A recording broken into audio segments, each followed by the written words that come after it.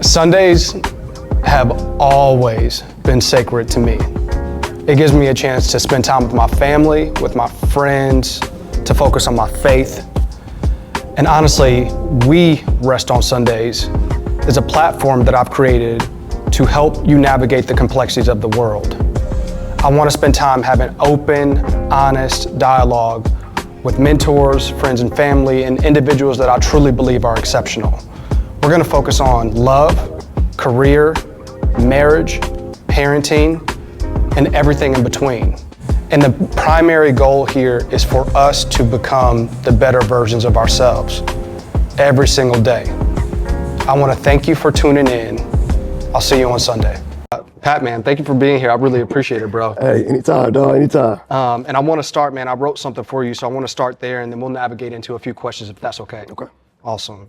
Pat, I want to thank you for being here. I continue to be grateful for your brotherhood and our genuine friendship. You are a man who sets goals and accomplishes them, which is something to be proud of. You also consistently show love and support to those in your friend circle, which is meaningful.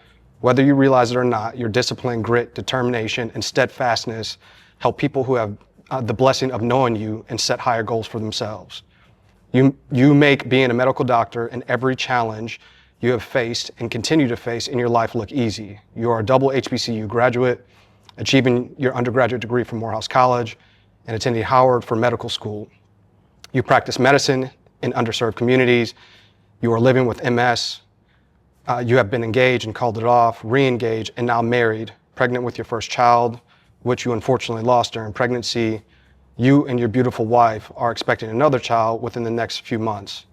Pat, when I say you continue to motivate me without even knowing it, I mean it. And again, thank you for being here. That means a lot, man. I appreciate it. That's something coming from you, man. You're one of the most disciplined people I know. So thank you. Yeah, man, my pleasure for sure, man. Man, my pleasure. But just to jump off, man, a few additional just bullet points of your resume and a little bit more about you. Morehouse College graduate, you pledged Alpha at Morehouse, Howard School of Medicine, family medicine doctor, again, diagnosed with MS while you were in residency. Med school, and diagnosed in med school. Okay, med school. Previously engaged, and then you elected to break it off. Married now to a private practice dentist here in Atlanta. Recently dealt with the loss of a child, and now you are expecting your first child. So again, a man of many accomplishments. Right, a lot of things, yeah. And great things, man. But you, from your words, tell me, who is Pat Delisser? Pat Delisser is, man, just a typical guy, man. Like nothing, just a hardworking, I would say family man. Hardworking, loving, caring family man. Everyone has their own story, you know what I mean? Everybody has ups and downs. Everybody has trials and tribulations. It's just exposure to everything is the thing. So I appreciate you doing this because a lot of people may look at my life from the outside and think like, oh, Pat hasn't made or whatever the case may be. So it's not all rainbows and butterflies, you know, there's good and bad just like everyone. So yeah, it's, you know, my journey is unique to me and it hopefully inspires someone else to just be the best version of themselves, you know? Yeah, it's good, man. Thank you for sharing that. And you're right. I mean, you have a plethora of experiences and, you know, adversities that you've been able to persevere, but can you share a little bit more about just being a Black male in medicine and, you know, have you encountered any unique challenges within that road? So, I mean, yes, you have challenges and you have blessings at the same time. So coming from Morehouse, you know, the HBCU world is best experience you know, one of the best experiences I've had. But going into medicine, you know, med school at Howard, a lot of people may not be exposed to having Black doctors, Black physicians. You know, we are a minority. So there is some pride in having someone look at you as their son, right? So that's one of the blessings where, you know, I'm treating a patient and, you know, they come in and they're just kind of looking at me, they kind of forget why they're here, you know what I'm saying? And it's it's heartwarming, man. It's the best way to put it. You know, it's like, man, they just look at me like, man, I bet your parents are proud. I'm like, man. they are, but what's going on? How can I help you? You know what I'm saying? So it's a good feeling knowing that like people are looking at you in that light. So you have that side. You have the side that's like, you know, someone coming in and being proud of you as a Black young male doctor. Then you have the other side. You have some people coming in, I walk in the room and they're like, hey, I need you to go get the doctor. You know what I mean? I'm like, well, I am the doctor, you know, and it's kind of navigating that space of having to prove yourself multiple times. Like, we're exposed to a lot of information now. Everyone's a doctor. Everyone thinks they're a doctor, right? Everyone knows how to treat themselves. They're not coming in for their problem. They're coming in for their treatment. I need my antibiotics because my throat hurts for 2 hours. You know what I mean? Like, that's what it is. So it's part of it is I was saying I feel like I'm having to prove myself, but it turns out to be that, since people come in with these expectations like they may know more than you don't seem qualified, so you have to put the facts out. And you kind of, it's a part of one of the most challenging parts of my job is just convincing people that I'm doing what I'm doing in their best interest. You know, a lot of people make it come across as like, oh, you're not treating me fairly, you're coming out to get me, or whatever the case may be. But it's like, no, I'm making medical decisions for you. You know, so it's a conversation. A lot of the times it's a conversation. So it's just getting back to your question. It's challenging when I feel like I'm having to prove myself against, but it's part of the job, right? But it's against someone who feels like they're a doctor on their own, you know. So The WebMDs of the world. WebMDs, yes, man. No, man, I totally get it, man. And thank you for sharing that. It's super, super helpful to hear. And you did hit on just challenges, man. And as we mentioned, you were diagnosed with MS while in medical school. Can you just share, you know, a little bit more about just that journey? And for those that may not be familiar, can you give us a high-level overview of what MS is and what it does to the body? Right. So MS is pretty much, and I don't want to get too fancy with it, but it's a nervous disorder where parts of your nerves are kind of breaking down. That's a long story short. And unsure what the cause actually is. We call it multifactorial. Could be this, could be that, could be genetics, could be environmental factors.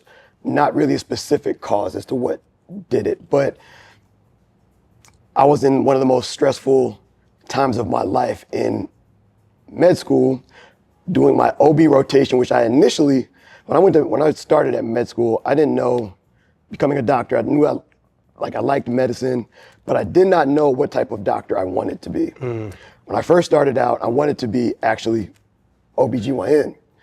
It, to me, gave me the most wide range of, I guess, capabilities, if that makes any sense. A lot of my family's computer science. I like math and science. So throughout high school, throughout undergrad, like I just kind of gravitated towards medicine. And doing med school, that's like the time for me to choose kind of like what path I wanted to take. And initially it was OB. There were some surgical aspects to OB. There's some kind of continuity of care aspects to OB. There was a lot of different aspects of medicine. And to me, OB kind of captured everything. Got it.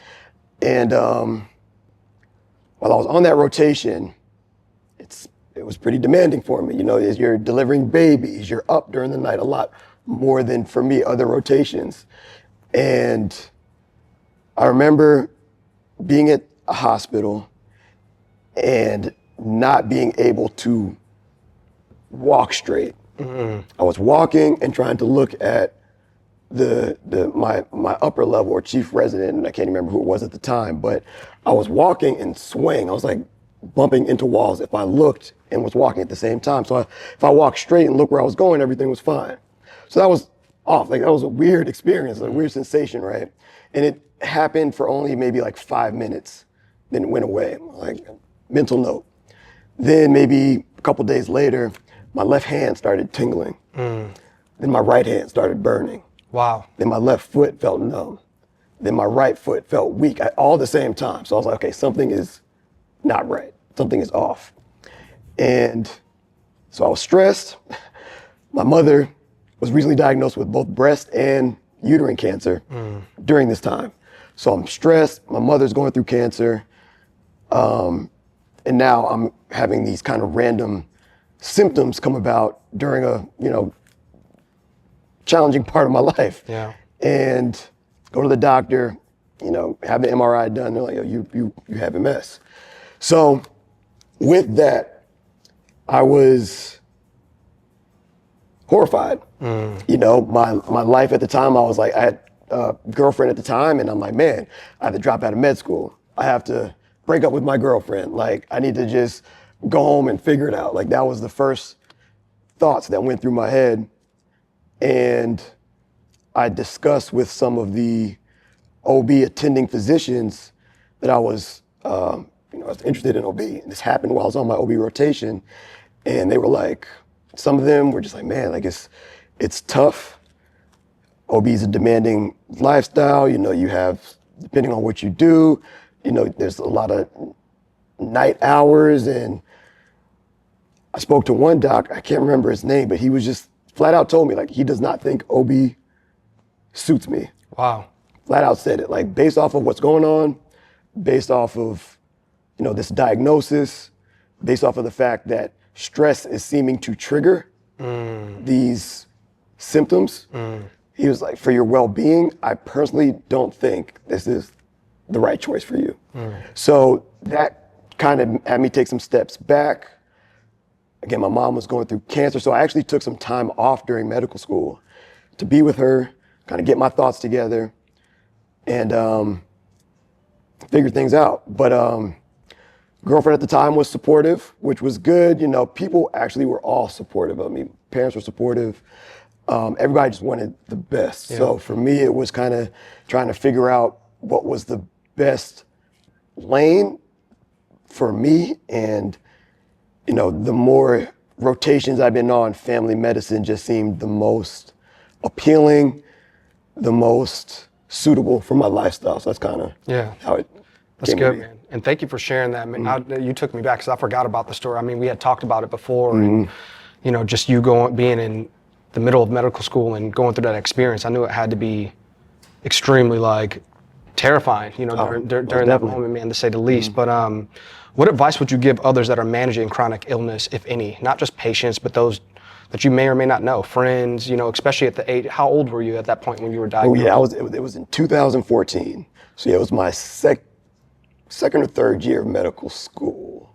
Late 20s? Yeah, late 20s. I would probably say, I think I was like 24. Mid 20s, like mid 20s. And, the best thing now, it's funny, as a physician, it's my job to try to encourage people to do what they need to do for the betterment of themselves. Take their medicine, diet, exercise. Like it's simple, man. Like if you had a luxury car, would you fill it up with canola oil for gas? You know what I'm saying? Like, it's like you want to do, like you gotta, you get your car, like it's the best car. This car you wanted since you were a kid, you know what I'm saying? Like you need to clean your car. You need to take care of your car. You need to put the best gas in. That's how you need to treat yourself.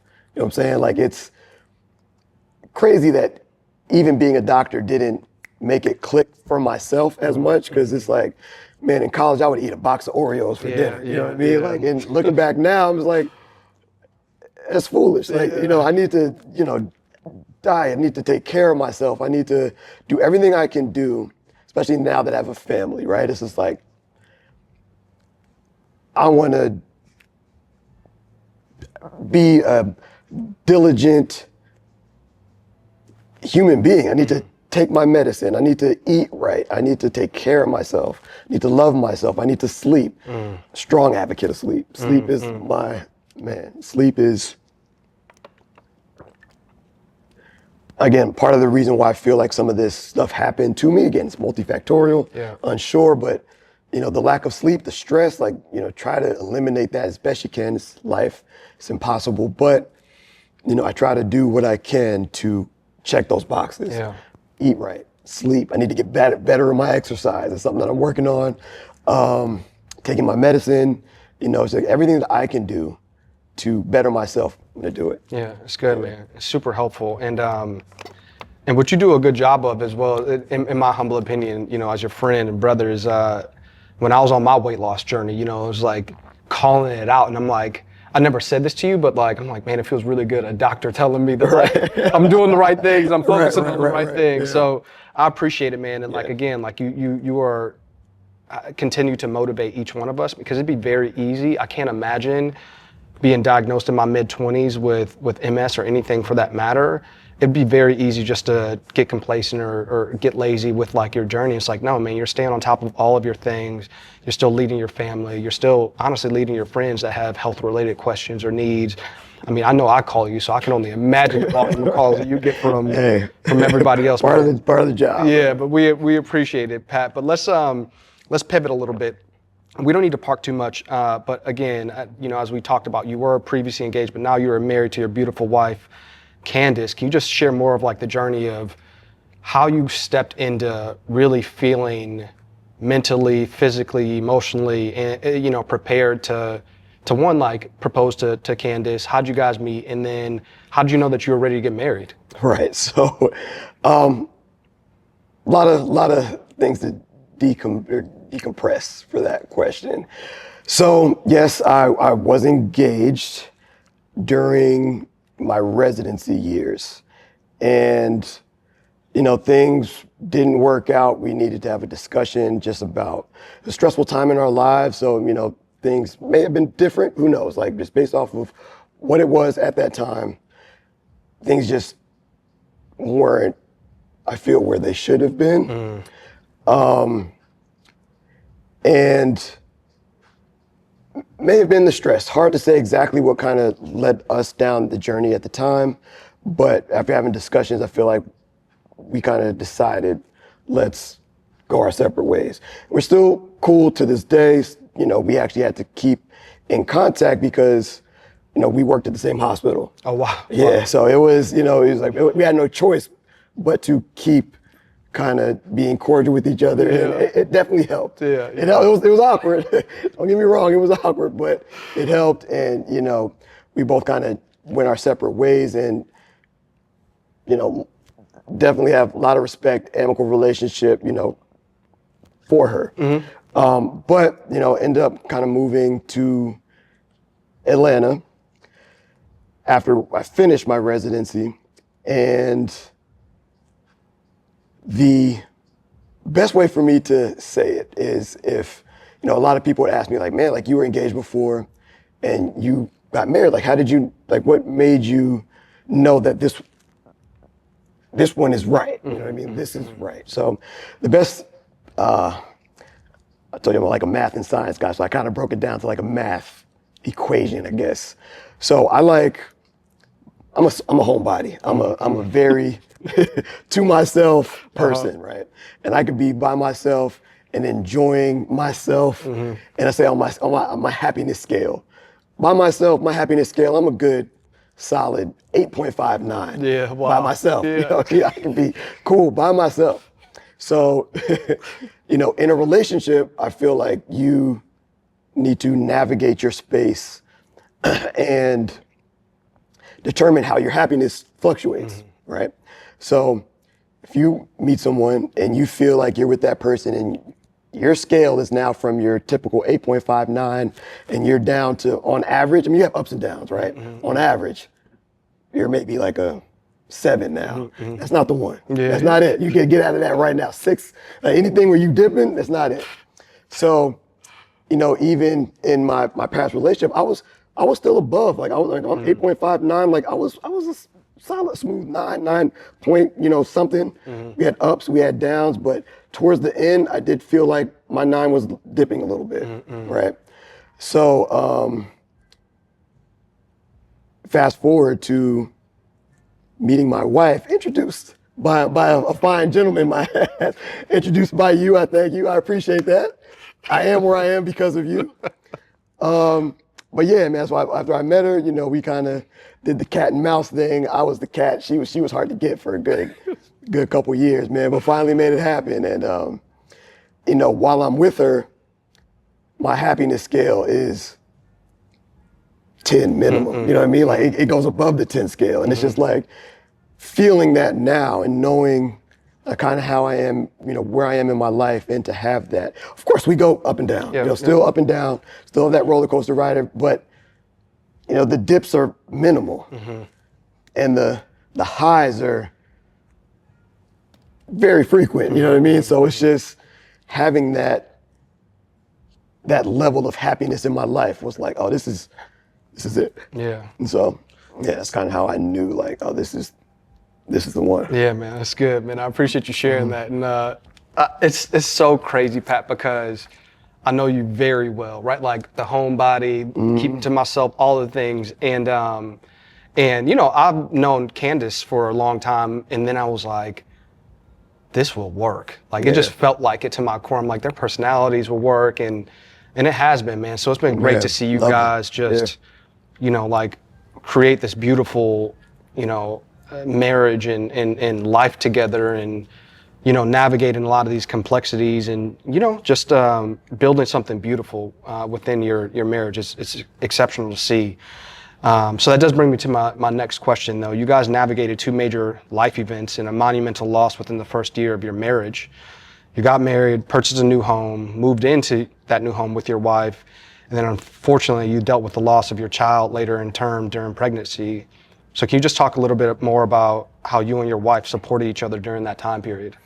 Yeah, that having her made the toughest, without hands down, toughest moment of my life manageable. You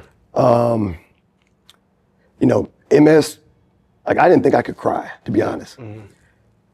I got diagnosed with MS in 2014. I cried first time since I was a child. Didn't really cry since until June 2nd of this year. And we were pregnant, and we had some bumps in the pregnancy. We had a couple things, had some bleeding here and there, and then had some pain. And that in itself was, especially as a physician, as a provider, as a husband, seeing your wife in pain was an awful feeling. During that pregnancy, you know, because you have a child growing, you have to be careful of what medicines you can take, right? Because you don't want to do anything to kind of interrupt the pregnancy if you can help it. So throughout medical school, you know, like part of the things that they teach you, you know, Tylenol is your friend. Pain, Tylenol. When you're pregnant, pain. Avoid the ibuprofen, avoid the NSAIDs, the naproxens, like try to avoid those things. It's like the kind of the basics in terms of what they taught you. So when my wife was in debilitating pain and tears, hunched over, I'm just like, what do I do? Yeah. You know, like how can I help you? What purpose? Like, it was an awful feeling as a healthcare provider, not being able to do anything. Yeah. So, you know, we got on some medicines that, you know, are approved by OB that typically, you know, when you have some certain history and kind of where you are in the pregnancy, it's okay to take. So again, that's why we kind of refer to them, and it got manageable, but her water broke at 19 weeks and 6 days. And what is difficult was, you know, going through that, rushing her to the hospital. I mean, you think about like the blessing behind it. It's hard. It's going through something like that. It's hard to look at the positives, but you know, after the water broke 1906, typically the hospital that we went to doesn't even intervene until babies are at viability, which was within 22 weeks. Wow. So they were just pretty much like, you just need to have this baby. They were giving her medicine to have the baby. And, Candace was like, so you want me to kill my child? My child baby was heartbeat. Baby was doing what baby needs to do. Just the water broke. Yeah. So it was just a weird space trying to be tough for her, trying to be like the man, trying to be like emotionally supportive. And what was surprising was that she taught me that being tough was actually making it harder for her, which was interesting. She was like, she told me, she was like, you don't have to be strong. It's okay. Then I broke down and it made us closer, like for us to go through that and to experience it together, go through it together. And it made us just stronger. It just made us stronger as a couple, made us stronger in our marriage, to be able to, again, I would not wish that on anyone, but the fact that we did it and are better from it is a blessing. Yeah, man. So that's kind of like looking at, kind of looking at the positive, right? So that's kind of how I try to live these days. It's like, yeah, that happened. What can I get from it? And now we're pregnant. Now this pregnancy's going smooth. So like I look at my firstborn, my first son that we lost, and I'm just like, he laid the framework. Like we wouldn't have known so one of the things that, I guess another thing that I skipped over during the first pregnancy was we went through a cervical issue. She had cervical insufficiency where the cervix pretty much was opening. Cervix where the baby comes out. Cervix was opening a little bit prematurely. So we had to get a cerclage where the cervix gets stitched closed to kind of keep the baby in. Well, we got the cerclage kind of late. Okay. Later, at best, we made all the right decisions. I wouldn't change anything. But this time, like now that we kind of know, we got a cerclage in as soon as we could. No issues. Like the cervix looks normal. Yeah. We still did it. It's like we wouldn't have known to do that if we did not go through that first pregnancy. So like even now, man, like our son, the first one that we lost, Caden, we I think about him all the time. And I cry randomly because of that. Like it changed us. So it's, I don't know, just looking at the bright side, having her supporting each other to go through it, that's the best I can ask for. Yeah, man. But I appreciate you sharing that, Pat. And I just will never remember or forget. I will never forget the call and talking to you shortly after. Like, 'cause I've been praying for y'all and like really wanting you guys to like deliver this baby, because like ultimately for me, I'm very prideful on the significance of raising kids. Like I think it is like the best gift that we can possibly have on earth. Is it challenging? Like, yeah, it's challenging, but when you see a couple that is really locked in and they really love each other, you're like rooting for them to have kids. More, right? So when that happened to you and like hearing the emotions and that conversation with you, all I could really do is just pray and like try to figure out how to be supportive, for you and Candace at the end of the day. But I am very, very glad that you guys are pregnant now. Would love to just hear a little bit about just like what emotions are you going through now? Like knowing that you got this baby coming, how are you feeling? Well, it's scary, going through what we went through the first time, it is scary, but all we can do is be positive, man. Again, we just do everything that we can, and like I tell her to, listen to her body, and I can, if you need me to do anything, let me know. I told her I was going to get her a little bell. You need me, just ring the bell and I got you. Like do whatever we need to do to get you, to get us to the finish line, because we're in this together. And that's part of the thing that I realized, even being as the father, like, yes, I'm not carrying the baby, but I'm in it too. You know what I'm saying? So a lot of the times, people forget that. So I do appreciate following up with these OBs now and, just hearing, like, I appreciate when they come to me, like, hey, how are you doing too? Like, this is y'all's child, not just hers. So, it's just being there for each other, and yeah, it's the best we can do. Yeah, man. Be for each other. That's good, man. I appreciate it, Pat. Just a few more questions. Hey, we're good. So as an expecting parent, you know, and you being an MD, is there any advice that you'd give to pregnant parents or families that are waiting currently? And where my mind really goes is, even when you're like, with our first pregnancy, we didn't know to do, you know, X, right? To stitch up the cervix, I think you said. Your second pregnancy, you decided to do that. And I know that's an anomaly situation because of what you guys went through, but are there any tips or pieces of advice that you would share to expecting parents of like, hey, think through this? My advice right now is everyone's situation is different. Everyone's situation is different. So again, like we did everything, I want to say everything right for us. Yeah, right? it. Like, you know, average couple down the street could do everything that we did and carry baby to full term. You know, there's nothing that we did that, you know, I wouldn't change anything that we did, if that makes any sense. We had the ultrasounds.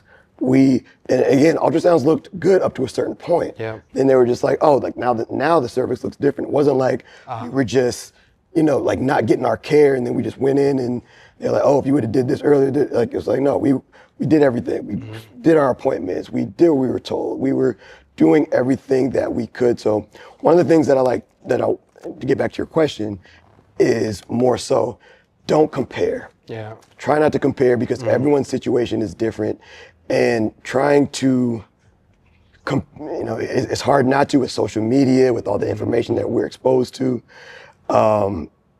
You know, Facebook groups, whatever, I got to get them. I try to, I'm not going to harp on her too much, because I'm like, you need to stay off the Facebook groups, because everyone's situation is different. Like you can find someone that says, do this at 17 weeks, and someone that says, do that on this happened to me at 17 weeks, but everyone's different. Yeah. So it's like, just do what's best for you. Do what you know, I recommend, you know, following up with a healthcare provider, someone who knows, someone who's done this, someone who's been trained to do this. And, you know, if you have questions, ask them. If you happen to come across a Facebook something, or internet something, a WebMD something, and you have a question about why this is not happening for you, then bring it up to your provider and then talk through it. Don't, you know, just have these expectations like, you need this because that person had this. Yeah. Right? Like, I can't, because we had a cerclage at 13 weeks does not mean you need a cerclage at 13 weeks, right? Everyone's different. Yep. So my advice is to, you know, best version of yourself, follow up with your healthcare providers, and, you know, just kind of do what's recommended. Yeah, that's good. You know, based off of, you know, your healthcare provider. That's good, man. I appreciate it, Pat. Really do. Two more quick questions for you before we wrap, man. Gotcha. But looking back on everything you've experienced in your health journey, relationship challenges, loss, and now parenthood, what do you feel like your greatest life lesson has been? My greatest life lesson, I would say, again, it kind of, to reiterate what I just said, be the best version of yourself. Do what's best for you. Don't compare me. It's so crazy with the times that we're living in now, with, you know, with the social media, with, you know, everyone trying to outdo the other or trying to live up to the image of somebody else. It's like, no, do what's best for you. That's my advice. It's just, I'm trying to live the best life for Patrick Delisser, you know, the best version of myself I could be. I'm going to do what I need to do to, you know, live the most fulfilling, you know, happy life I can. So I would recommend that for everyone else. Man, I love that more than you know. And that's something that I think that's it's one of many things that we connect on. Like, I wake up every day thinking about, how can I live the best version of Ben? Right. And get better every single day, but live the best version of myself and live in my truth. And I think you do an excellent job of doing that. And what I mean by that, it's very easy to see that you don't get lost in the noise of the trend or what other people are doing, or they're gonna go over here. You're like, well, I actually wanna go over here, so I'm just gonna go over here, right? That's really helpful and refreshing to see. Because again, you've always been like that. Always. It's not like, Pat Delisser, the doctor, Pat Delisser, the guy that's in med school. It's like, no. Pat Delisser has always just been like this. And again, it's just refreshing to see. It's part of your personality that I really, really admire. And I think a lot of our peers that spend time with you, that have a relationship with you that's deep, see it and observe it with you as well. So that makes a lot of sense, man. Yeah, man, of course. And last question, man, can you just tell us, what's your proudest moment? Ooh, my proudest moment right now? Oh, man. I would say my proudest moment is getting married. Getting married. Can't go back on that one, man. That is, again, I'm a family man. You know, I come from, you know, 2-parent household, all the, you know, cliche stuff, whatever you want to call it. But, you know, I do admire my father. I admire my parents. I admire what they built. And, you know, they're still together, which I'm proud of because it's not as common anymore. So I do strive to emulate that. And the fact that I found my wife is like, I'm ready. Yeah. You know what I mean? I'm ready for the journey. I'm ready to be the best version of myself. I'm ready to help my wife be the best version of herself. I'm ready to, you know, raise my children to be the best version of themselves, you know? Yeah. So, yeah, man, that wedding was special. Yeah, man. Yeah, man. Pat, listen, from the bottom of my heart, it's not only that you're ready, you're in it, man. You're living in your purpose, you're living in your truth, you're navigating all the challenges that you've already faced in your life. And that doesn't mean that there aren't going to be more that come, but you are a man that can handle them all, and know that you're leading by example with, you know, me as your frat brother, your friend. You're leading by example within your family. You're also setting the example for younger guys that are coming behind us that are curious, or they're wondering, like, hey, is marriage worth it? Like, it's absolutely worth it. And you're just another example of proving why it is, man. But I love you, man. I appreciate you. Thanks for spending time. Most definitely. Anytime, man. Next time, just let me know. All right, man. Thank you. All right.